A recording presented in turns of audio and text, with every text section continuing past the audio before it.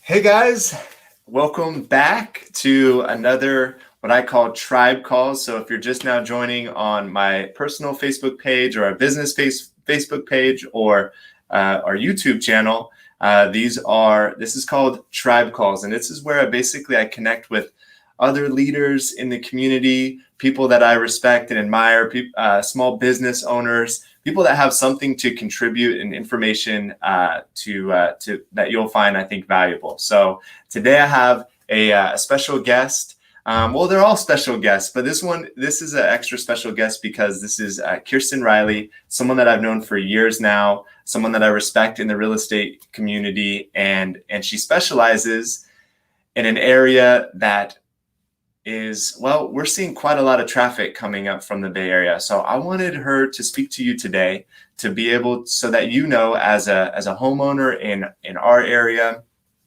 what's going on down in the Bay, because I think we all hear the stories about the craziness that is the Bay Area, and I believe them, but I want to hear from Kirsten exactly what's going on. So I'm going to bring her in right now. I've been trying to do these kind of cool intros lately, so I hope you like it. Stay tuned because Kirsten's coming on right now and she's going to school us on the Bay. All right, let me see here. I got to push my add to stream button. Hi, Kirsten. Hey, that was a great intro. Okay, all right, good. I did my best. So before we, I know you have a ton of information about what's happening down in the Bay Area for real estate. I want to dive in first and foremost, just about like you and who you are and a little bit about your story, if that's okay. Okay, so like my origin story for getting into real estate. Yeah, I would love it. Yeah. Okay, I'll do it in a nutshell. Okay. So I have been selling real estate in the Bay Area, the San Jose area, since 2003. It was maybe like 3 or 4 years after I graduated college. I had started working in high-tech consulting and online learning for a few years, and then the dot-com bubble burst. And at that time, I kind of sat down and reevaluated what I wanted to do, and had an aunt who sold real estate down in Laguna Niguel. And I went and I shadowed her for a weekend and told her to tell me all of the worst things about real estate so that I was prepared for the worst. Okay. And she did, and she introduced me to all the people down there that she does business with, the title officers, the lenders, the managing broker at her office, other realtors. And I decided after spending the weekend with her, you know what, I'm going to try it. I'm going to give it 1 year, and I'm just going to do whatever I can to try and be successful in the first year. And if at that point I hate it, then I'm out. But 17 years later, I'm still doing it, and was able to get my broker's license in 2013. And yeah, it's been a good climb through good times and bad. Yeah. Wow, that's awesome. So you started your career really young, so you went down to see your aunt when you were what, like 15, 16 years old? When I started in real estate, I still had my maiden name. I was engaged at that time, but yeah. So when I first got my license, I was Kirsten Soderholm. Okay. You didn't have to do too much rebranding or anything like that. It was just a short time. Kirsten Riley's much easier. Yeah. I was like, I'm in. Yeah. Well, good thing Seth had I'm assuming he has other qualities that you love aside from just an easier last name, right? But he was the one that really gave me the confidence to go for it, because going into a job that is 100% commission-based can be really scary. And I come from a family where we don't have any salespeople in my family. My parents were quite concerned that I was going into sales, much less 100% commission-based sales. But Seth had a job, and he said, you know what, it's an investment for us as a couple for you to do this, and I've gotcha, and let's give it a shot. So if it hadn't been for that, I think I would have been too fearful maybe to get into it. But because it's an expensive business, as you know, to manage. Yeah. Yeah. So tell me, so I love it. Thank you for the background and the story. I think that's always so important, right? Like the where we came from and why we do it. Tell me a little bit about your business today, though, and the city you live in and the areas you serve. Yeah. So I live in San Jose in a neighborhood called Cambrian Park. And, San Jose is such a large city that we really speak in neighborhood terms. So you wouldn't, instead of saying I live in San Jose, you say, oh, I live in Evergreen, or I live in Willow Glen, or I live in Blossom Valley or Cambrian Park. So Cambrian is my area, and I do a lot of my business here. As a result of that, just having, being in the community with kids in the schools and meeting people, and then making a concerted effort also with marketing to my neighborhood that has created a niche for me here. But every year I work throughout Santa Clara County, which goes, all the way north. We butt up against San Mateo counties, and I even work into San Mateo County a little bit on referral and as time permits. And it seems like every year I do at least one deal in the East Bay too. So I kind of go where people need me at this point. Yeah. And traffic's not too bad right now, I'm assuming. I feel like it's getting worse. It was really good, right when the pandemic hit. But now it's kind of like, I feel like it's getting bad again. Okay. Yeah. But you know what? We were never in an area, and I think it's the same for you guys up there, but we were never an area that had a ton of mass transit. It's not like New York, right? Where everyone's on the subway and buses and everything. People in San Jose still drive their cars quite a bit. So I'm hoping that we don't see a super big surge in traffic when people are back to work in full force, but just avoiding mass transit. So we'll see. Right. Yeah.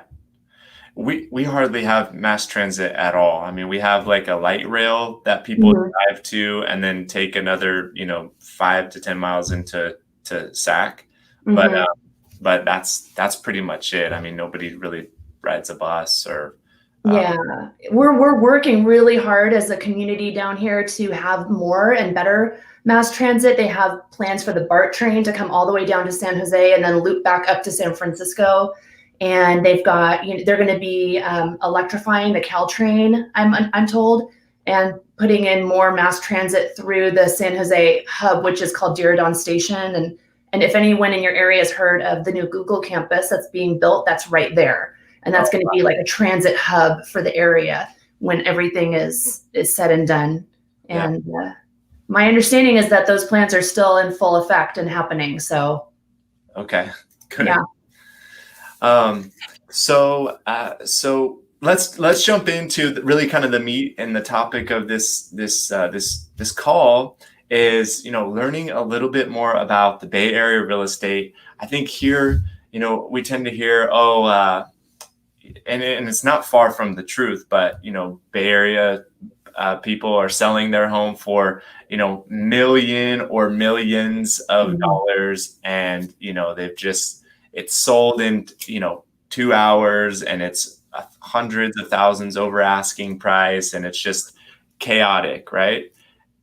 And I think there's some truth to that. But anyhow, I want to know, like, are all the homes selling for $1 million, or are there other pockets that are not so crazy? To us, it seems crazy. Yeah, it's the houses here are so expensive. They're very expensive, and the vast majority of properties, like if you were to look at, the entire spectrum of price ranges in Santa Clara County, like 25% of the homes fall into that $1 million to $1.5 million range. Okay. And coincidentally, like my average sale price is right around 1.3, because that's like the bread and butter in terms of like the normal house is right around that sort of 1 to 1.5 range.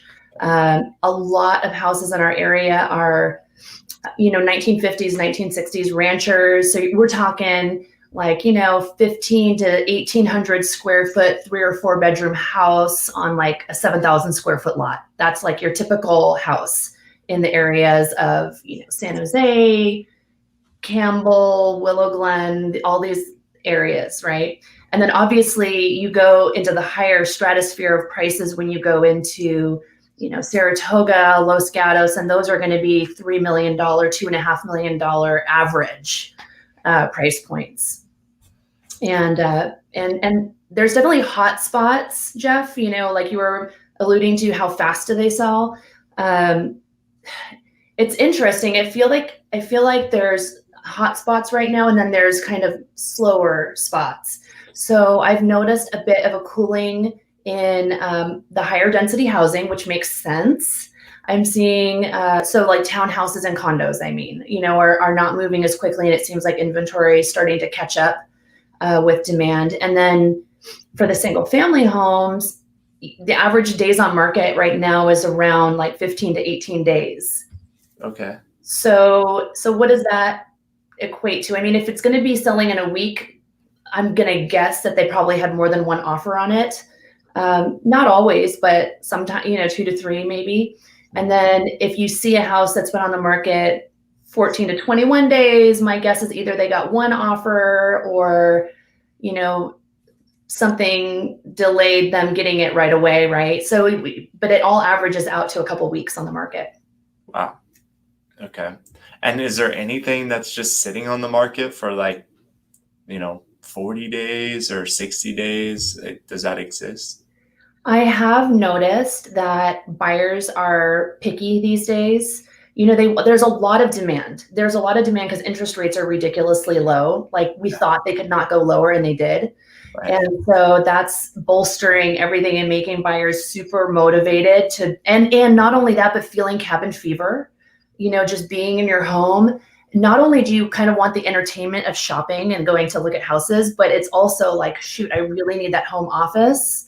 I really want more space. I'm cooped up. If I was thinking about a move up, now I really am thinking about it. Right. And interest rates being so low, it's kind of, it's like people feel so compelled, So that's a really good point you make about the entertainment of shopping for a home. Like if you're in a position, or if you've kind of been in a position to buy, or you can now, then it'd be kind of fun, and it's something that you actually can do. Yeah. But to go back to your original question, which was, are any houses sitting? I think the point I was going to lead to was that buyers are being pickier right now. And so if the house is on maybe a busier street, or it has an unusual floor plan, or maybe it needs a lot of work, and and the buyer needs to put a lot of money, their down payment, and they don't have a lot of reserves for the renovations, maybe some of those houses might take a bit longer to sell. So the little cookie cutter, easy, unmodified floor plans, nice backyard, attractive street, selling in a second. So yeah. So up here in our market, we're, our average is about, so I really specialize in Roseville. I mean, I do Rockland and Granite Bay and Lincoln and some of the surrounding towns, but I'm born and raised Roseville, but I usually talk about Roseville's numbers mostly, but so in Roseville, the average price is, or the average size is about 2,200 square feet. Mm-hmm. What is that? So you mentioned, ranchers, 15 to 1,800. What does a 2,200 square foot house look like in your area? Where do you find one, and how much is it? Really, really depends on location. Okay.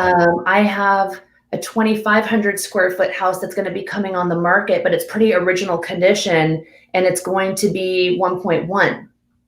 And that's in a neighborhood called Santa Teresa. And then there's other 2,200 square foot homes in Saratoga that are, 3.3 million.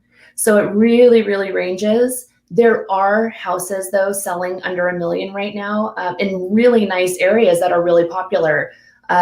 Blossom Valley is a fabulous neighborhood. It's super pretty, tree-lined streets up against the foothills, and a lot of houses are listed in the high 900s there, and that's considered kind of affordable in our area, which is crazy.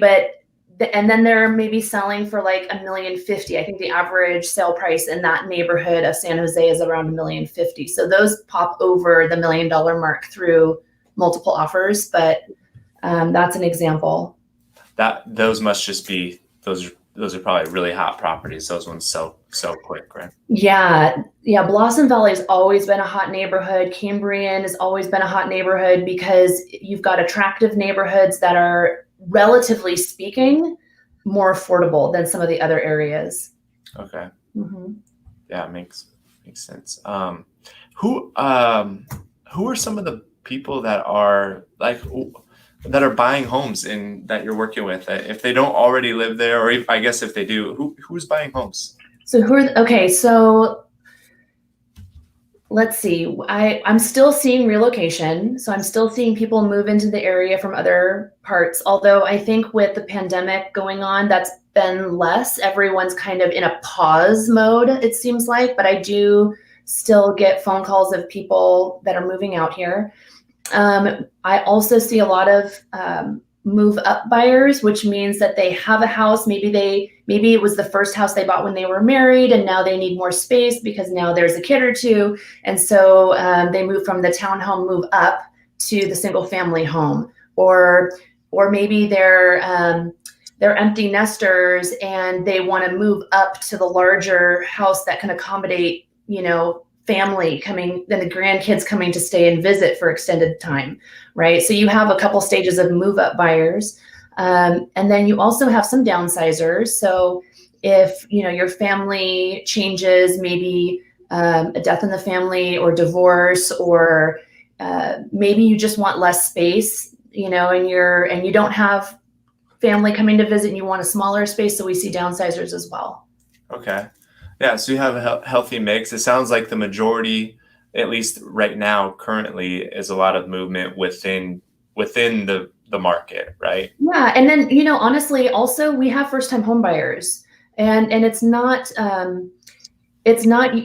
always like the young family. Sometimes it's people who moved here, relocated here a couple years ago, and have been renting for a couple years while they let their job get established. And now with rates so low, and now they love the area, and now they're ready to buy something. Yeah. So I've had a listing. I just got into escrow. Several of the people that were interested in that property they fell into that category as first-time home buyers. Oh, wow. Okay. Yeah. Buying your first home, $1 million. Just, I mean, I know it's not so unusual. That's like the norm, but for us, it's the first-time home buyer here is buying a $420,000 home, and they've been working hard to save for down payment and all that, and it's crazy. That I think the way that people here are able to do it, a lot of it is from, I think, well, it's a combination of things. The tech workers get large bonuses, and they can squirrel those away and be conservative with their money and just save, and then put these massive down payments on their $1.5 million first home. Yeah. Then there's other folks who are able, there's a lot of people that have lived here for years and years, and now their kids live here and want to buy their first home. And there's so much equity in mom and dad's home. They're able to give like an early inheritance gift money to keep their kids in the area. Okay. And so that's the choice that some people are able to make. And it's super fortunate, amazing gift, to be able to do that. Not everyone can, obviously, and some people are moving out of the area completely. Right.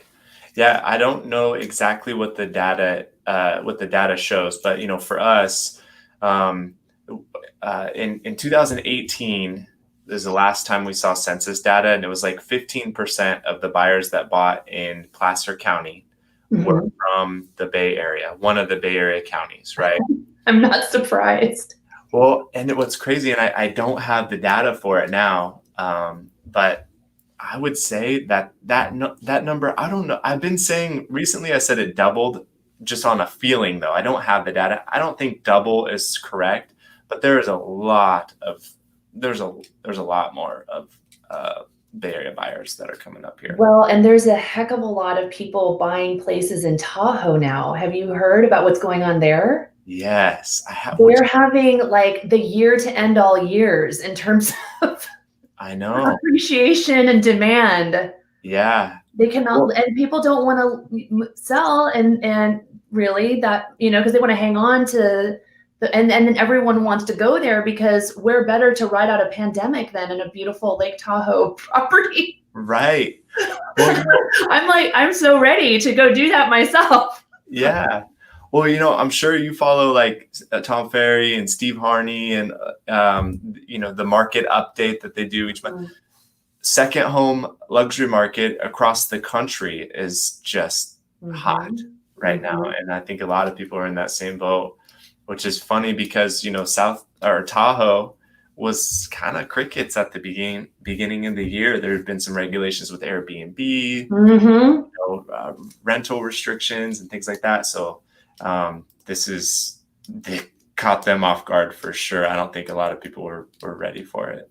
I know. But yeah, a lot of folks in my area for years have been going out to your neck of the woods for sure.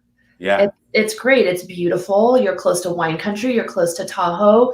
You've got a nice city center for good shopping. I mean, there's like, what's not to love about it? And you're able to, if you've been able to benefit from having a house in like the San Jose, Santa Clara County, Silicon Valley area, and you have all this equity, I mean, it's the perfect move to, create a more stable and sustainable cost of living, right? And so, especially I think a lot of my clients that have moved up to your area have been in that sort of like 50 to 65 range, where maybe they have a few more years left of work, but they're kind of thinking about retirement and, well, let's go there and we can work remotely for the last few years and just get ourselves established in the community that we're excited about.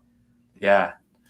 I'm glad you said all of those things. You're like, that's my pitch, right? You're close to the country, you can go back down to the Bay relatively easily. You can make it up to Tahoe in an hour and a half on the north side, or 2 hours on the south side. So and that's a really interesting point. So I've worked with people that have bought homes up here for the 5-year plan. Now we'll buy up here, we'll rent it out for a few years, and then we'll move when the time is right.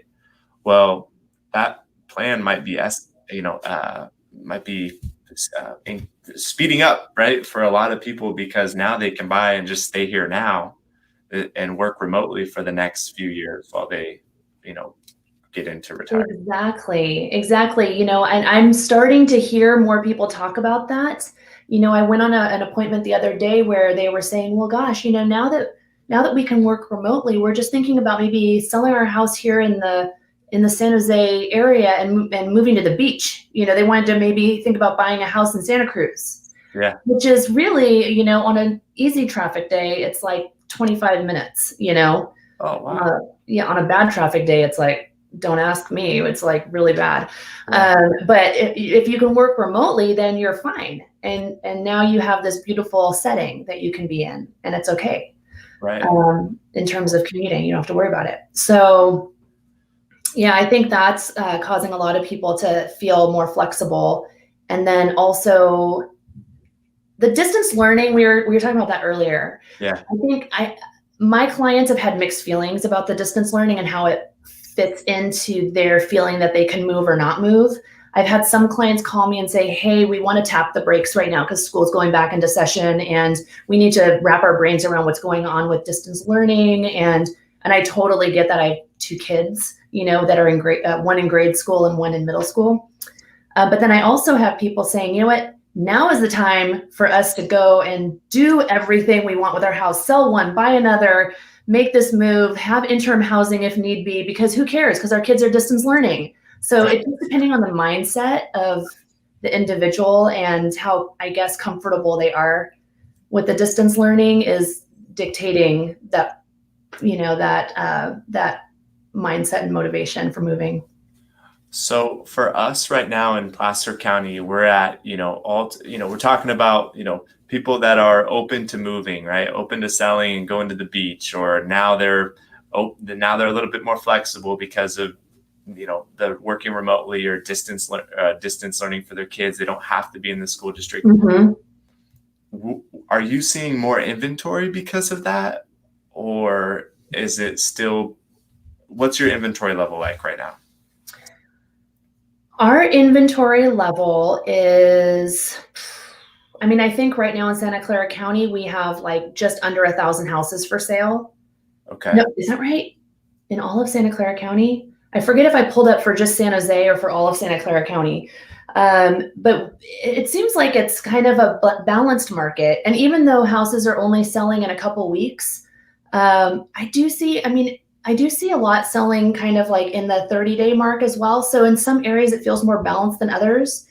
It's a tricky and unpredictable market, I think, for buyers right now, because they never know, is this house that I really like, is this going to be a hot one? Or is this one where I can just offer list price and get it?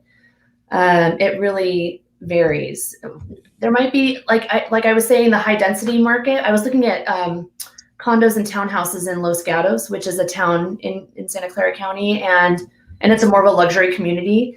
And the inventory of active homes was in like the townhome and condo market was much higher than I'm used to seeing, and there were only maybe 2 that were in escrow. Oh, wow. Okay. So when you look at like actives to pendings, and that kind of gives you a gauge for how fast the market is moving a little bit. Right. It was way off balance. And so that's one example. But for the most part, it's kind of 50-50, 50% active, 50% pending in most areas. Okay. So yeah, I mean, for us, I think we have like less than a month's worth of inventory here, and it's just kind of seems to just be shrinking, which we're going into August. Oh no, we're in August. We're here. We're in August. And normally August in our market, is the highest month of inventory, right? Last year, I think it was 352 homes hit the market in August in Roseville. Mm-hmm.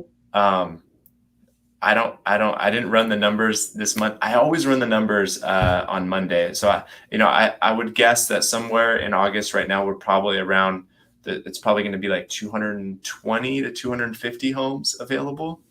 So, very few homes available right now. So, which presents a lot of challenges. And I wanted to talk about, I was looking around on your website, I read a really cool blog of yours, which I'm going to drop in the comments for people to see. I encourage anybody that's watching, if you know someone in the Bay Area, to share this with who you know, because I think there's a ton of value in it. But it was talking about how selling and buying another home can be can be a challenge, or can be complicated, right? So I wanted to ask you about that. Like, what are some of the challenges that home buyers are facing in your area, and what are you doing to help them overcome them, or home sellers, buyers or sellers? Yeah, so that blog article was specifically about how do you navigate having to sell a house and then buy one at the same time, which a lot of people find themselves in that situation, and there's multiple different ways to do it. And it seems like there's no perfect solution because, so for example, if you sell your house first because number one, you want to know how much money you're going to make off of your house so that you can then make a good financial decision on the next property. You're then in a time crunch because escrow's closing, and maybe you got yourself, 1 month of what we call a rent back, is when the homeowner can stay in the house after close of escrow for a little while until they give possession over to the new buyer. That buys them a little extra time for shopping. You're still in a time crunch because the clock's ticking, and then you don't want to feel like you're settling for the next replacement property, but you keep looking at the days go by and the right house, and how long do you wait before you just say, okay, fine, it's good enough, and you just buy a house? Yeah. So that's one thing that people can do. The other thing they can do is they can move into a temporary rental, get their house on the market, stage, it's empty. You put the staging in there, put the lockbox on. You don't have to worry about appointments. You're comfortable in your rental. Then once the house sells and you've got the money in the bank, now you can go make an offer on the next property. But then you've got a double move. And a lot of people, I feel like right now, are a little averse to a double move. You just don't want to go and be in a short-term rental. It's expensive, and it's just inconvenient. For a lot of people feel it's inconvenient. And so that brings us to the third option, which is making an offer contingent on selling your current home, which I don't know if you've done any kind of video on contingent offers, but they're a ball of laughs, I've got to say. It's probably one of the most difficult things that an agent has to learn how to do, in my opinion. It's a lot to wrap your brain around in terms of how you make these two calendars sync together. But if you're lucky, there's two. Yeah. Sometimes 3 or 4 calendars, but That's right. Best case scenario is, you find a house that you want, you make an offer on it, and you tell the seller of that house, hey, look, I'll buy your house, but the first thing I need to do before I can close escrow on your house is I need to get my house on the market, get it sold, get it closed, and then I can close, because you're using the proceeds from your sale on that purchase. And that's very complicated, and sellers do not typically like it unless they don't have a lot of other options. And in a market where we're getting a couple offers on every house, it puts you at odds, for success. Right. So, I just actually last week made a contingent offer for a client, and there were 10 offers on the property. 2 of them were contingent on selling a home. Ours was one. And it ended up going to an all cash offer. So it was just futile, just even trying. Yeah. And so now we're kind of back to the drawing board, and they've decided they're going to sell their house first and ask for a rent back. Okay. Personally, it was crazy. As I read your blog, I was like, I don't know why I haven't had this discussion with more people. The discussion is often sell and then try to buy. Best case scenario so far has been sell, get into contract. Mm-hmm. Maybe you can get a rent back. If you can't find anything you want to buy in that time, then you go and rent something. Right. But I love, personally, if I were to do it right now, I would. Well, I do have kind of a program that I do. I call it Love It Then List It, but it's not a 100% slam dunk. There are some risks involved, but I really like the idea of moving into a place, getting out of the house, staging it, and just not being there and dealing with showings and all that. I love the idea of that. Then you're already. Especially when you have little kids, right, Jeff? Yeah, absolutely. And so and it's just and then the whole experience of selling is so much better. You're not there. Yes, go ahead, go show it. Don't care. Mm-hmm. Don't have to get the dog out or the kids out or disrupt school, homeschooling or any of that stuff. I love that idea. And it's not really something that anybody does up here. I love it too. Because I'm okay with the inconvenience of moving twice. Especially now when I'm not really stoked on having a lot of people come into my house while I'm living there, having to disinfect everything and worry, did they sit in my chair? Did they touch this? Did they touch that? Right. So if you just move yourself into a rental, you don't have to worry about making the house perfect every day. You don't have to worry about, about the constant, what did they touch? What do I have to Clorox wipey? Yeah. I just think it's a real good solution. If you can find some interim housing, and then your house is going to sell faster and probably for more money because you have easier showings and it's going to look its best, because you emptied it and you probably put in staging, and houses that are staged, it works. So right. Yeah. No, I thought that was great. I loved that section of the blog. And again, anybody watching, I'm going to drop the blog in there. So, okay. So what is the main, I think you kind of already answered it, but so that's the primary challenge right now, right? Is people that do want to move, that already have a home. We're in the same exact boat in terms of that. That's our primary challenge. Is okay, yeah, we have a house that will sell, but where do we go and how do we navigate through the contingency? So, what's the main thing you're doing? I guess, is it to help them sell for what? How do you overcome it? What do you do? God, every client is different. There, as you know, there's no custom magic bullet. Yeah. And you know, all you can do is we can just explain to our clients, here's what we've seen in the past that's been successful, but it's your call. Right. Here are some different options for you.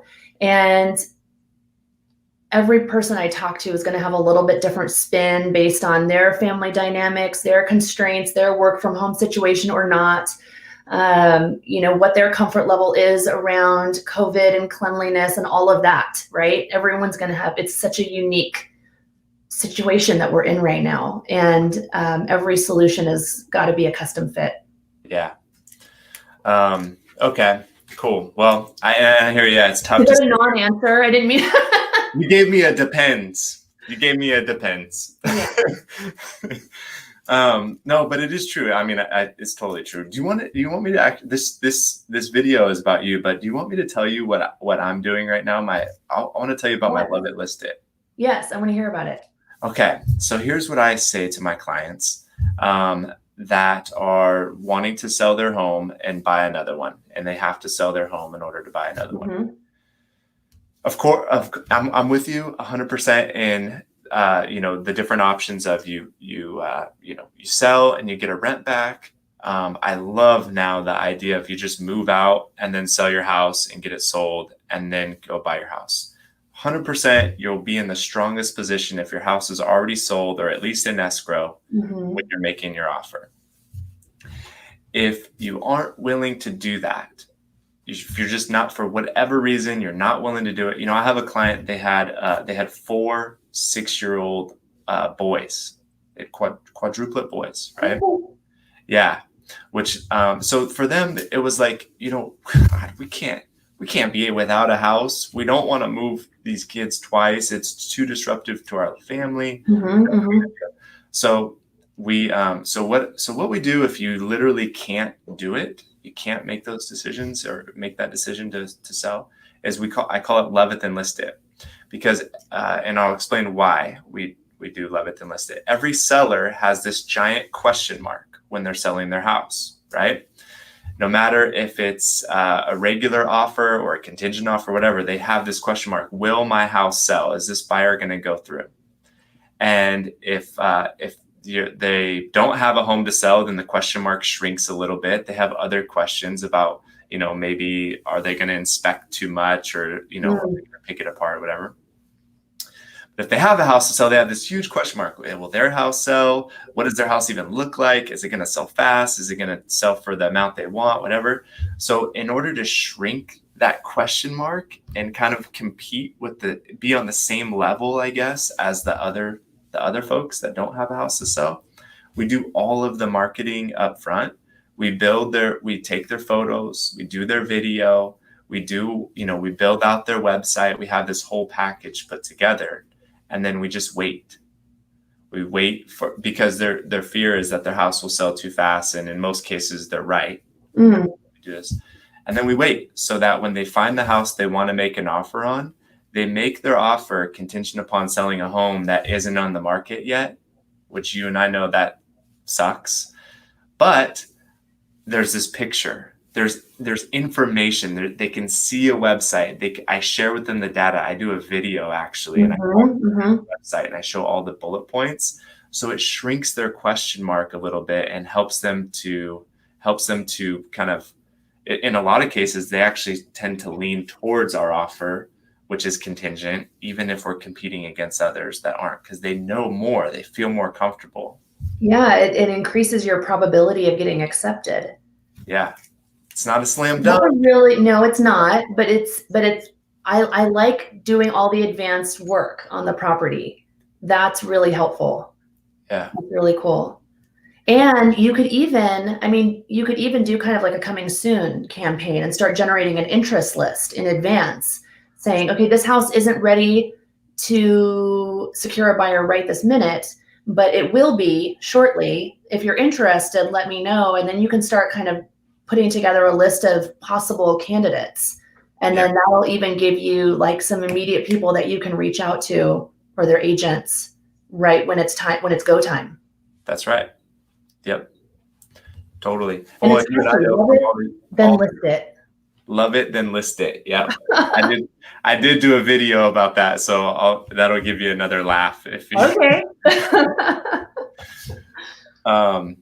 So I think I'm out of questions. I don't know. I wanted to know about your market. I wanted to know, who's buying, who's selling in your area. I want to know what you're doing to overcome some of the challenges. Do you have, and where you work? Because I think people need to talk to true professionals like yourself when navigating through this process. Especially, it's not a slam dunk, right? There are challenges still, even in a super hot market like yours. There are challenges to work through, and I think but you know what, that keeps us in business, solving problems. And I think if you've been in this industry as long as you and I have, it's kind of nice. It's a good feeling because you feel fluent. It's like there's this level of fluency that you feel for different things that get thrown at you. You are just so much more capable of being able to explain to your client, you know what, don't worry, I've seen this before. These are the different things that could happen now.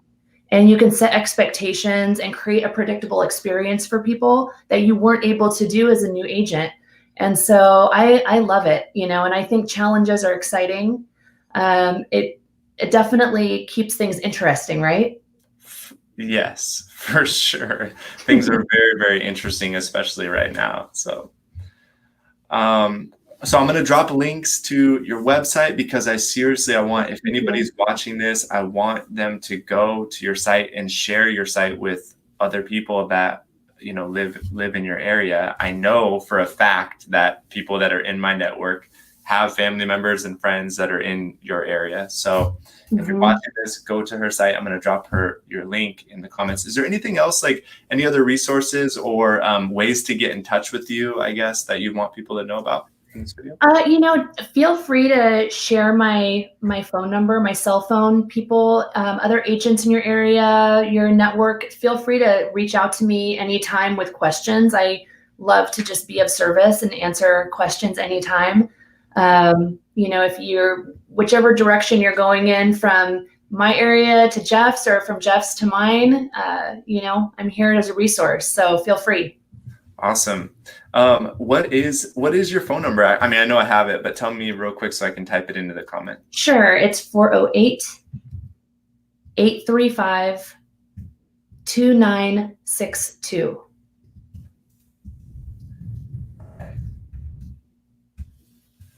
Awesome. Thank you, Kirsten. Thank you. I appreciate you spending the time with me today. And I really, really hope that hopefully people that are watching will connect with you sometime soon or whenever they need you. I know you're in this building. Whenever. Yeah. All right. Great. Well, thank you so much again. And let's keep in touch. Maybe we'll get another update going in a few months when see what the market's done. Anytime. Cool. Anytime. Thank you.